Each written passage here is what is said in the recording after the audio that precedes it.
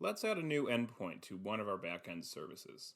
In this example, we're going to be adding it to Cool SLS REST API. Clone the project locally, and then run yarn. When the project builds, it will do a few things. It will build an environment file based on the config in the .scaffoldly folder.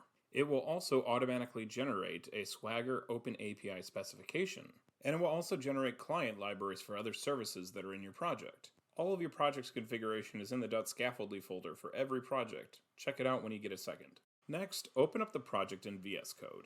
We recommend using VS Code. We've added some automations to VS Code to hopefully make life easier. For example, it will automatically regenerate the Swagger OpenAPI specification as you make changes. It will also support running a project locally and doing step-by-step debugging.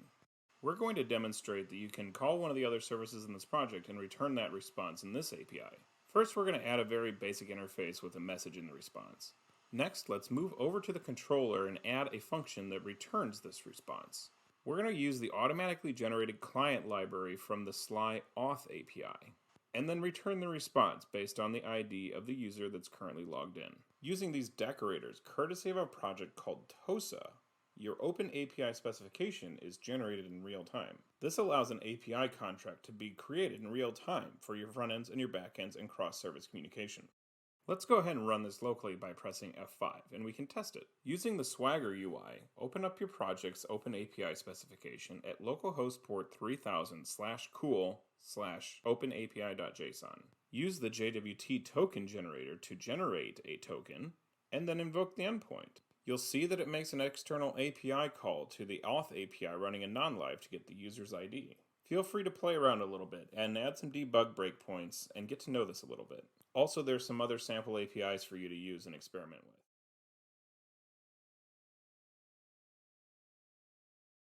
Let's go ahead and push this change up to GitHub. After you push, go to the actions for the Cool projects in GitHub, and you'll see that a non-live deploy is already in progress.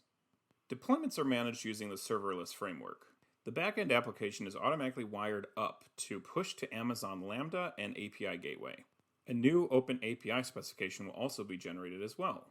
Once the deploy finishes, let's open up Swagger again, navigate to the OpenAPI JSON file for the Cool project, and invoke our new endpoint. Now you can see the new endpoint up and available in your non-live environment.